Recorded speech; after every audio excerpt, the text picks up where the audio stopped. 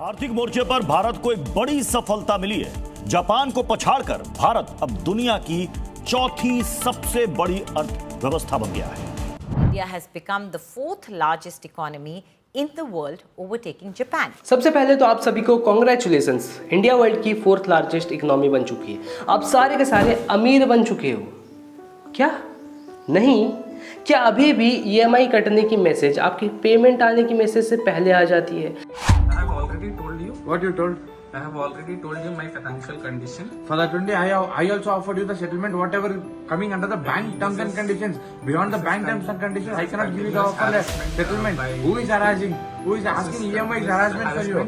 क्या अभी भी आप अपने बच्चों के ट्यूशन और स्कूल की फीस देने में हिचकिचाते और हालत खराब हो जाती है? एक ऐसा गिरोह बन गया है ये, जिसमें आप समझ नहीं सकते कि ये मतलब हवा, अभिनव जी हवा में से पैसे बना रहे हैं स्कूल वाले। क्या अभी भी मंथ के एंड तक आपके पॉकेट में पैसे तक नहीं बचते सेविंग्स करने के लिए? अब 11 फैमिली हम लोग हैं, तो 200-300 का जो राशन लाएगा तो एक ही दिन में 200-300-400 तो एक दिन में खर्च हो जाएगा। बट अनफॉर्चुनेटली यही सच्चाई है। इंडिया एक ऐसी जगह है जहाँ एक इंडिया के दो चेहरे हैं। एक ऐसी जगह जहाँ दुनिया का सबसे एक्सपेंसिव पर्सनल हाउस यानी अंबानीज का एंटीलिया मौजूद है। A building named Antilia, the most sought-after house in the heart of Mumbai and probably the most expensive house in the world. वहीं दूसरी तरफ दुनिया का सबसे बड़ा स्लम यानी कि धारावी भी उसी देश और उसी शहर में मौजूद है। अब हम मुंबई में हैं और मुंबई में भी हम एशिया के सबसे बड़े स्लम धारावी में हैं। अब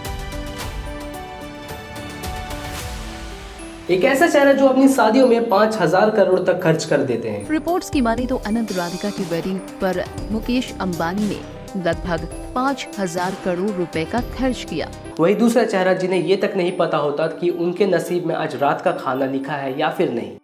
कोई भूखे पेट नहीं सोएगा, नहीं चूहा खाएगा।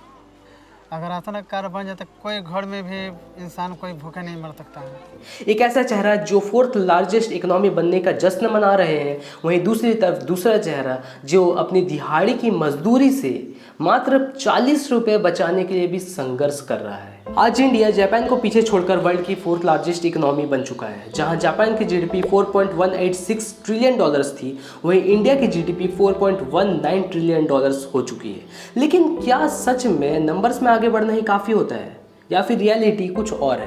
क्योंकि नंबर्स में तो हम यूथ पॉपुलेशन में भी बहुत आगे हैं। वो अलग बात है कि अनएम्प्लॉयमेंट हमें वेताल की तरह पीछे से जकड़कर बैठा हुआ है। इनफैक्ट मात्र 62 वैकेंसीज, वो भी पियोन की, मात्र 62 पियोन की वैकेंसीज के लिए 28,000 पोस्ट ग्रेजुएट, 50,000 ग्रेजुएट्स और 3,700 पीएचडी ने अप्लाई किया, जबकि मिनिमम क्वालिफिकेशन रिक्वायरमेंट थी मात्र 5th क्लास तक की। तो वहीं अगर हम इंटरनेट यूज़र्स की बात करें तो इंटरनेट यूज़र्स में भी इंडिया 2nd नंबर पे रैंक करता है, यानी चाइना से बस नीचे है। तो यहाँ पर यूथ पॉपुलेशन में इंडिया सबसे आगे है। इनफैक्ट अनएम्प्लॉयमेंट में भी अच्छी खासी रैंकिंग रखता है और इंटरनेट यूज़र्स में भी 2nd नंबर पे रैंक करता है। तो यहाँ पर आप कॉन्सेप्ट समझ रहे हो, हमारा जो यूथ है वो बिग बॉस और इंटरनेट में रील्स में मुजरा देखने में ज़्यादा व्यस्त है। वहीं जहाँ जीडीपी का नंबर बढ़ता जा रहा है लेकिन थालियों में से रोटियाँ कम होती जा रही हैं, वहीं जहां अमीर और अमीर होता जा रहा है लेकिन गरीब और गरीब होता जा रहा है। तो सवाल यह आता है कि ये जो जीडीपी का जो ग्रोथ है ये देश के लिए है या फिर सिर्फ न्यूज़पेपर और उसकी हेडलाइंस के लिए है? ये समझना थोड़ा मुश्किल है और आज का यही सवाल है।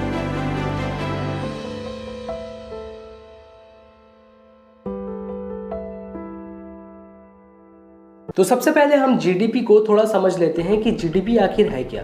तो सिंपल शब्दों में अगर बताऊं तो जीडीपी का फुल फॉर्म होता है ग्रॉस डोमेस्टिक प्रोडक्ट्स, यानी कि एक साल में एक कंट्री की टोटल अर्निंग कितनी होती है, मतलब कि एक साल में उस देश में कितने प्रोडक्शन किए गए हैं, कितने सर्विसेज दी गई हैं, ओवरऑल कितने पैसे कमाए हैं उस देश ने, चाहे वो कार मैन्युफैक्चरिंग से आए या मोबाइल मैन्युफैक्चरिंग या फिर इनफैक्ट हेयर कट से ही क्यों ना आए, क्योंकि सारे के सारे जीडीपी में इन्वॉल्व होते हैं। तो बेसिकली अगर जीडीपी ग्रो करता है तो इसका मतलब हमारी इकोनॉमी ग्रो कर रही है, लोगों के पास पैसे आ रहे हैं, लोग ज़्यादा कमा पा रहे हैं और लोग ज़्यादा खरीद पा रहे हैं। तो इस स्टेटमेंट से हम ये बोल सकते हैं कि जीडीपी बस एक नंबर नहीं है बल्कि एक थर्मोमीटर है, एक थर्मोमीटर जो हमें हमारे देश की हालात और हेल्थ बताता है कि कितनी हेल्थ ख़राब चल रही है या कितनी अच्छी चल रही है। लेकिन यहाँ पर भी एक प्रॉब्लम है। थर्मोमीटर ने आपको ये तो बता दिया कि आपको कोई बुखार नहीं है, आपका बॉडी का टेम्परेचर बिल्कुल परफेक्ट है, आप बिल्कुल फिट एंड फाइन हो, जाइए खेलिए कूदे एंजॉय करिए, बेस्ट ऑफ लक। लेकिन यहाँ पर थर्मोमीटर आपको ये नहीं बता पा रहा है कि आपको डायबिटीज़ भी है, यानी आपको मीठा खाने से रोका जा रहा है, आपको अपनी इच्छाओं को पूरा करने से रोका जा रहा है। मेरे पेरेंट्स नहीं थे उस टाइम पे, तो मेरी पढ़ाई कुछ ऐसी थी, तो हम लोग पढ़े नहीं थे, तो हम ऐसे ही रहे अंगूठा छाप। हम थोड़ा पढ़ लेते तो समझ में आती हमारे। सपना तो था पर वो ये ना घर में हालत ऐसे थे कुछ हमारे। और यहाँ मैं डायबिटीज़ का मतलब बता रहा हूँ पर कैपिटा इनकम। पर कैपिटा इनकम थोड़ा फैंसी ज़रूर है सुनने में, लेकिन बहुत ही सिंपल चीज़ है। पर कैपिटा का मतलब है पर पर्सन, यानी कि एक व्यक्ति की एक साल में कितनी कमाई होती है, जिसे हम कहते हैं पर कैपिटा इनकम। इसका बहुत ही सिंपल सा फॉर्मूला है, total GDP of the country divided by total population of the country equals to per capita income. लेकिन यहाँ पर एक बात का ध्यान दीजिएगा कि ये जो पर कैपिटा इनकम है ये एक एवरेज बताता है, ना कि एक परफेक्ट फिगर कि एक व्यक्ति कितना कमा रहा है। यानी अगर पर कैपिटा इनकम 2 लाख रुपए निकले हैं तो इसका मतलब ये नहीं कि सबके पास 2 लाख रुपए हैं, किसी के पास कम भी हो सकते हैं, किसी के पास ज़्यादा भी हो सकते हैं। इसको मैं आपको एक बहुत ही अच्छे से एक एग्जाम्पल के तौर पर समझाता हूँ। तो यहाँ पर हम मान लेते हैं कि 2 फैमिली है, एक शर्मा जी की फैमिली और एक वर्मा जी की फैमिली। शर्मा जी की फैमिली में टोटल 10 लोग हैं, जिसमें पूरी फैमिली की इनकम सालाना 20 लाख रुपए है। वही वर्मा जी हैं जिनकी फैमिली में टोटल 5 लोग हैं, जिनकी पूरी फैमिली की इनकम मात्र 15 लाख है, यानी शर्मा जी की फैमिली से 5 लाख कम। मगर पर कैपिटा इनकम अगर हम कैलकुलेट करें तो शर्मा जी की जो फैमिली है उसका अगर पर कैपिटा निकालते हैं तो 20 lakh divided by 10 equals to 2 lakhs per person. यानी शर्मा जी की जो फैमिली का पर कैपिटा इनकम आता है 2 लाख पर पर्सन आता है, वहीं वर्मा जी की फैमिली का आता है 3 लाख सालाना पर कैपिटा इनकम। यानी बाहर से तो देखने में शर्मा जी की फैमिली अमीर दिख रही है, पर एक इंसान की खर्च करने की कैपेसिटी वर्मा जी की कैपेसिटी से कम है। अब आप ये सोच रहे होंगे कि अच्छा असली प्रॉब्लम तो यहाँ पे है। अब आपका दिमाग पॉपुलेशन और इस प्रॉब्लम को एक साथ मर्ज कर दे रहा होगा कि पॉपुलेशन की वजह से हमारे देश में ये सारी प्रॉब्लम हो रही है। लेकिन फन फैक्ट ये है कि ये भी कोई असली प्रॉब्लम नहीं है, असली प्रॉब्लम तो कुछ और है, जिसके बारे में अब हम चर्चा करेंगे और आएंगे अपने असली मुद्दे के ऊपर। अब हम बात करेंगे इनकम इनइक्वालिटी के ऊपर, लेकिन उससे पहले हम कुछ डेटा के ऊपर नज़र डालते हैं। ये है 2025 का IMF का डेटा, जिसके हिसाब से इंडिया की पर कैपिटा इनकम $2.88,000 पर एनम है, मतलब 2,45,986.49 रुपीज़, जो मंथली बनता है 20,498.87 रुपीज़। दुनिया में टोटल 195 कंट्रीज़ है और इस पर कैपिटा इनकम की रेस में इंडिया 143rd पोजीशन में रैंक कर रहा है, जो कि इतनी बड़ी कंट्री के लिए और इतनी बड़ी पॉपुलेशन के लिए बहुत ही ख़राब है। तो वहीं अगर हम जापान की पर कैपिटा इनकम की बात करें तो वो $33,96,000 पर एनम की लेके चलता है, जो ऑलमोस्ट इंडिया से 11.79 टाइम्स ज़्यादा है। USA जो टॉप में है वो $89,11,000, जर्मनी $55,91,000। अगर आप सोच रहे हो कि ये पॉपुलेशन की वजह से है तो चाइना, जिसकी पॉपुलेशन इंडिया से आसपास है, तो उसकी $13,69,000 है, अराउंड 4.75 टाइम्स ज़्यादा है इंडिया से। तो आखिर इसमें प्रॉब्लम क्या है? तो आपको शायद याद होगा मैंने एक वर्ड का इस्तेमाल किया था, इनकम इनइक्वालिटी, और यहीं पे है सारी की सारी प्रॉब्लम। ऑक्सफैम इंटरनेशनल की इस रिपोर्ट को ध्यान से देखिएगा। ऑक्सफैम इंटरनेशनल के हिसाब से इंडिया के जो टॉप 1% के लोग हैं वो पूरी वेल्थ के 40.6% वेल्थ होल्ड करते हैं।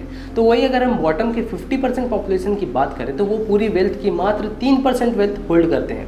तो वहीं अगर हम पूरे टॉप के 10% लोगों की बात करें तो वो पूरे वेल्थ की 72 से 77% वेल्थ तक को होल्ड करते हैं। और इस चीज़ को समझने के लिए हमें फिर से एक बार शर्मा जी की मदद लेनी पड़ेगी। तो शर्मा जी की फैमिली में थे टोटल 10 लोग। अब इन 10 लोगों का जो 10% पॉपुलेशन होगा वो एटलीस्ट हम लोग पकड़ कर चलते हैं कि 75% वेल्थ को होल्ड करती है। अब 10 लोगों का जो 10% होगा यानी एक इंसान, ये एक इंसान के पास पूरी फैमिली का 75% वेल्थ है। तो पूरी फैमिली का जो वेल्थ था वो था 20 लाख पर ईयर। सो अगर 20 लाख का 75% करते हैं तो इसका निकलता है 15 लाख। यानी अगर हम लोग शर्मा जी को ही कंसिडर करते हैं कि वो 10% वाले इंसान हैं तो इसका मतलब है कि 20 लाख में से 15 लाख बस शर्मा जी के ही पास है। यानी वर्मा जी की फैमिली की जो टोटल वेल्थ है वो तो अकेले शर्मा जी ही होल्ड करते हैं, और बाकी के बचे हुए जो 90% लोग हैं शर्मा जी की फैमिली के, यानी कि 9 लोग, वो बचे हुए 5 लाख रुपए से अपना गुजारा करेंगे। और यही है इंडिया की एक्चुअल ग्राउंड रियलिटी और हकीकत। लेकिन गवर्नमेंट और मीडिया तो हमें 4th लार्जेस्ट इकोनॉमी और जीडीपी ग्रोथ दिखाने में ज़्यादा व्यस्त है। इतने कम समय में हम 11 नंबर की इकोनॉमी से 4 नंबर की इकोनॉमी पहुंच गए, लेकिन अब 4 बनने का आनंद जितना होना चाहिए उससे ज़्यादा 3 कब बनोगे इसका दबाव बढ़ रहा है। मोदी है तो मुमकिन है, और वो इसी के लिए क्योंकि इस जीडीपी ग्रोथ की चकाचौंध में हम उनसे एक्चुअल सवाल करना ही भूल जाए, एक्चुअल इनकम इनइक्वालिटी के बारे में बात ही ना करें और उनसे सवाल ही ना पूछे। इनकम इनइक्वालिटी की तो फिर भी बात छोड़िए, अगर हम डेली मिनिमम वेजेस यानी कि एक इंसान को काम करने पर कम से कम कितने रुपए मिलने चाहिए उसकी बात अगर करें तो वहाँ तो हालत और भी ज़्यादा खराब है। 12 घंटे का शेड्यूल लाने की तैयारी प्रधानमंत्री जी कर रहे हैं। हमें पूछना चाहते हैं कि 8 घंटे काम करने के बाद तो मिनिमम वेज नहीं मिल रहा है और 12 घंटे काम करा करके मजदूरों को गुलाम बनाने की तैयारी है। अमेरिका में ये daily minimum wages $7.25 per hour की है, यानी कि 619 रुपीज़ एक घंटे के। तो वहीं 8 घंटे के 4,952 रुपीज़, मतलब 26 दिन अगर कोई काम करता है तो 1,28,752 रुपीज़ तक भी कमा सकता है। और यहाँ के ग्रेजुएट से तो ये बहुत ही ज़्यादा अच्छी है। वहीं जापान में ये 1054 येन पर आवर है, यानी कि 621 रुपये एक घंटे के। और ध्यान दीजिएगा मैं यहाँ पर मिनिमम वेजेस की बात कर रहा हूँ कि एक कम से कम पढ़ा लिखा इंसान भी इतना कमा सकता है। और ये सारी कंट्रीज़ इन मिनिमम वेजेस की लॉ को बहुत ही स्ट्रिक्टली फॉलो करते हैं। वो इतनी ज़्यादा स्ट्रिक्टली फॉलो करते हैं, अगर कोई एक भी इंसान अगर किसी कंपनी के खिलाफ वेजेस के लिए कंप्लेन कर दे तो उसके ऊपर बहुत ही बड़ा एक्शन लिया जा सकता है। लेकिन यहाँ इंडिया में तो हफ्तों या महीनों तक पेमेंट पेंडिंग में रहती है। इनफैक्ट 600 रुपये अगर कोई दिन के भी कमा लेता है तो वो भी बहुत ही बड़ी बात होती है। एक बहुत बड़ा पॉपुलेशन का परसेंटेज 300 रुपये तक भी नहीं कमा पाता दिन के। बट अब सवाल ये आता है कि इतनी सारी प्रॉब्लम्स है, इतनी सारी तकलीफें हैं, तो क्या इसका कोई सल्यूशन भी है? तो जी हाँ, इसका सल्यूशन बिल्कुल है, और इसके सल्यूशन को हम मलेशिया और साउथ कोरिया के एग्जाम्पल से समझने की कोशिश करेंगे। 2024 में वर्ल्ड बैंक ग्रुप ने एक रिपोर्ट तैयार किया था और इस रिपोर्ट का नाम था द मिडिल इनकम ट्रैप। और इस रिपोर्ट में उन्होंने 3I का जिक्र किया था। इस 3I का मतलब है इन्वेस्टमेंट, इन्फ्यूजन एंड इनोवेशन।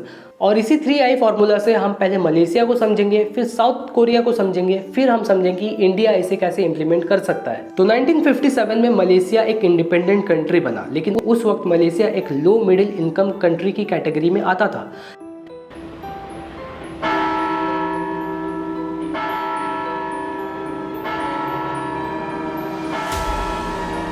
लेकिन 3I के रूल के हिसाब से अगर आप लो मिडिल इनकम कंट्री की कैटेगरी में आते हो तो आपको जो सबसे पहला स्टेप है वो लेना पड़ेगा इन्वेस्टमेंट का। और मलेशिया ने बिल्कुल ऐसा ही किया। Malaysia went full in. उन्होंने एजुकेशन, इंफ्रास्ट्रक्चर, सर्विसेज, इन सारे के ऊपर बहुत ज़्यादा ध्यान दिया और दबा कर इन्वेस्टमेंट करना चालू कर दिए। इससे उन्हें बहुत ही ज़्यादा बेनिफिट भी हुआ। इन सारे बड़े बड़े बिल्डिंग्स, हाईवेज, पढ़े लिखे लोग, ग्रेजुएट्स, इंजीनियर्स, इन सभी को देखकर जो बाहर की जो फॉरेन इन्वेस्टमेंट थी ये बहुत ही ज़्यादा मलेशिया की तरफ अट्रैक्ट होने लगी। और उन्हें सबसे बड़ा बेनिफिट ये मिल रहा था कि वहाँ पर पढ़े लिखे लोग बहुत ही कम सैलरी पे एम्प्लॉयमेंट के लिए तैयार हो जा रहे थे। तो वहाँ पर उन्हें लो वेजेस में हाई स्किल्ड वर्कर्स मिल रहे थे। और यहीं से स्टार्ट होता है फेज 2 यानी कि सेकंड I, इन्फ्यूजन तब होता है जब मिडिल इनकम वाली कंट्रीज ग्लोबल मार्केट, ट्रेड और बिजनेस मॉडल को अडेप्ट करने लगती हैं और ग्लोबल टेक्नोलॉजीज को भी अडेप्ट करने लग जाती हैं। और मलेशिया में भी सिमिलरली कुछ ऐसा ही हो रहा था। मलेशिया अब बहुत ही हाई अमाउंट में ग्रेजुएट्स और इंजीनियर्स को प्रोड्यूस कर रहा था विथ बहुत ही गुड टेक्नोलॉजीज़। और यहाँ पर सबसे मेन बात थी कि मलेशिया में लेबर कॉस्ट बहुत ही लो थी, जो कि फॉरेन डायरेक्ट इन्वेस्टमेंट को बहुत ही ज़्यादा आकर्षित करने लगी थी। अब मलेशिया में इलेक्ट्रिकल और इलेक्ट्रॉनिक्स की बहुत ही बड़ी बड़ी कंपनीज जैसे नेशनल सेमीकंडक्टर्स, इंटेल, बोस जैसी कंपनीज ने इन्वेस्ट करना चालू कर दिया था। अब वो वहाँ पर बहुत ही बड़े बड़े मैन्युफैक्चरिंग यूनिट्स भी लगा चुके थे, जहाँ पर मलेशिया के लोग बहुत ही अच्छी तरीके से काम भी कर रहे थे। यहाँ पर 3i का जो सेकंड फेज़ है यानी कि 2i बहुत ही बेहतरीन तरीके से काम भी कर रहा था। लेकिन तभी यहाँ पर मलेशिया से हो जाती है एक गलती। अब मलेशिया का एजुकेशन सिस्टम पूरी तरह से फोकस करने लगा था इन्हीं सारी कंपनीज के ऊपर कि जैसे तैसे बच्चे पढ़ लिख कर इन सारी कंपनीज में जॉब करने चले जाए। और इन सारी घटनाओं के दौरान इस रेस में एंटर करते हैं वियतनाम, थाईलैंड और इंडोनेशिया जैसी कंट्रीज। अब वो कहते हैं ना कि किसी की नज़रों में आपकी वैल्यू तब तक है जब तक आप उन्हें फ़ायदा दे रहे हो, और यही चीज़ हुआ मलेशिया के साथ। अब थाईलैंड, इंडोनेशिया जैसी कंट्रीज़ बहुत ही लो वेजेस में, इनफैक्ट मलेशिया से भी लो वेजेस में एम्प्लॉयमेंट सप्लाई करने लगी। अब वहाँ पे भी बहुत ही हाई अमाउंट ऑफ ग्रेजुएट्स और इंजीनियर्स प्रोड्यूस होने लगे थे। अब मलेशिया इन सारी कंपनीज़ के साथ बहुत ही पहले से काम कर रहा था, तो मलेशिया ने ये सोचा क्यों ना हम अपनी सैलरी स्ट्रक्चर को थोड़ा डेवलप करें। तो मलेशिया पहुँचा इन सारी कंपनीज़ के पास कि हमारी सैलरीज थोड़ी बढ़ा कर दो। लेकिन प्रॉब्लम ये हुई थी कि मलेशिया अपने आप को बिना डेवलप किए, अपने बच्चों को बिना नए स्किल्स सिखाए ये सारी सैलरी हाइक की डिमांड करने लगा। लेकिन वहीं दूसरी तरफ जो दूसरी कंट्रीज थी वो सेम वैल्यूज, सेम इन्वायरमेंट और सेम स्किल्स प्रोवाइड कर रही थी, लेकिन लो वेजेस में। तो यही सारी चीज़ कंपनीज को दूसरी कंट्रीज़ की बेहतर लगी और वो धीरे धीरे दूसरी कंट्रीज़ की तरफ इंटरेस्ट बढ़ाने लगे। और यहीं पर मलेशिया से हुई बहुत ही बड़ी गलती, क्योंकि वो 3i के जो लास्ट रूल है उससे फॉलो नहीं किए, जो कि था इनोवेशन। अब इसका ये नतीजा निकला कि वहाँ पर अनएम्प्लॉयमेंट बहुत ही हाई रेट में बढ़ने लगी। वहाँ पर इंजीनियर्स और ग्रेजुएट्स तो थे, लेकिन वहाँ पर इंजीनियर्स और ग्रेजुएट्स की लेवल की जॉब नहीं थी, जिसके कारण ग्रेजुएट्स और इंजीनियर्स को कॉल सेंटर में और वहाँ के डिलीवरी बॉय जैसे कामों में जाना पड़ा। वहीं दूसरी तरफ आती है साउथ कोरिया। ये एक ऐसी कंट्री थी कि 1960 में ये one of the most poorest country में आती थी। इनफैक्ट मलेशिया भी इससे ज़्यादा अमीर हुआ करता था, लेकिन साउथ कोरिया के पास था एक विज़न। इनका बहुत ही सिंपल सा प्लान था कि फर्स्ट जनरेशन हमारा काम करेगा, सेकंड जनरेशन पढ़ाई करेगा और थर्ड जनरेशन इन्वेंट करेगा। एक प्रॉपर 3i रूल। इन्होंने भी वो सारे हथकंडे अपनाए जिस तरह मलेशिया ने किया था, लेकिन उन्होंने जो 3i का जो सिस्टम था वो बहुत ही बखूबी निभाया था। जहां मलेशिया इस मिडिल इनकम ट्रैप में फंस चुका था, वहीं साउथ कोरिया अपने आप को इस ट्रैप से बाहर निकालने के लिए और खुद को डेवलप करने की कोशिश कर रहा था। जहां 1970s से 1980s तक साउथ कोरिया जापान के टेलीविज़न को असेंबल कर रहा था, 1990s आते आते तक इसी असेंबली से सीखकर उसने खुद के चिपसेट, खुद के मोबाइल फ़ोन्स और खुद के टेलीविज़न के स्क्रीन्स डेवलप करने चालू कर दिए थे। और इसका नतीजा ये निकला कि डिस्प्ले के मामले में सैमसंग आज का किंग है। इनफैक्ट एप्पल की भी जो स्क्रीन बनती है वो भी सैमसंग ही मैन्युफैक्चर करके देता। और ये थी मलेशिया और कोरिया की कहानी। और यहाँ पर मलेशिया का हाल आपको कुछ इंडिया जैसा नहीं लगा? और यहाँ का तो एजुकेशन सिस्टम के बारे में क्या ही कहना, इसके ऊपर तो प्रॉपर एक वीडियो बनाई जा सकती है। लेकिन इससे हमें बहुत ही कुछ सीखने को मिलता है। इनफैक्ट हमारा जो मेड इन इंडिया है वो एक्चुअल में मेड इन इंडिया नहीं बल्कि असेंबल्ड इन इंडिया है। हमें इस 3i कॉन्सेप्ट को बहुत ही स्ट्रिक्टली फॉलो करना पड़ेगा ताकि हमारा देश भी एक अच्छी लेवल पर ग्रो कर सके। हमें मेड इन इंडिया को एक्चुअल में मेड इन इंडिया बनाना पड़ेगा, और वो तब होगा जब हम यहाँ के एजुकेशन सिस्टम पे सुधार लाएंगे। ना कि बच्चे बस जा रहे, कॉलेज जा रहे, स्कूल जा रहे, वहाँ पर बस अपने असाइनमेंट कंप्लीट कर रहे, बस अटेंडेंस कंप्लीट कर रहे, बस आ जा रहे, या फिर डिग्री ले रहे, प्रॉब्लम ख़त्म। हमें यहाँ पर प्रॉब्लम और प्योर कोर प्रॉब्लम्स पे ध्यान देना पड़ेगा, जिसकी वजह से हम यहाँ पर अपने इन्वेंशन पे ध्यान दे सकते हैं, यहाँ की क्वालिटी ऑफ एजुकेशन पे ध्यान दे सकते हैं। हमें इन सारी चीज़ों को करना पड़ेगा ताकि हमारा देश भी उसी तरक्की से ग्रो कर पाए। खैर, आज के लिए बस इतना ही। आज का वीडियो हम यहीं पर समाप्त करते हैं। और अगर आपको मेरी आज की ये वीडियो पसंद आई है तो इस वीडियो को लाइक करिए और नीचे कमेंट करके ये ज़रूर बताइएगा कि आपको ये वीडियो कैसी लगी, क्योंकि एक वीडियो को बनाने में बहुत ही ज़्यादा मेहनत लगती है।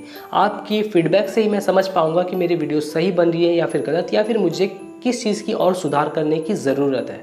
खैर, आज की वीडियो यहीं पर समाप्त करते हैं और मैं आपसे मिलता हूँ सवाल की अगली वीडियो में। तब तक हंसते रहिए, मुस्कुराते रहिए और पूछते रहिए सवाल, क्योंकि खामोशी बदलाव नहीं लाती।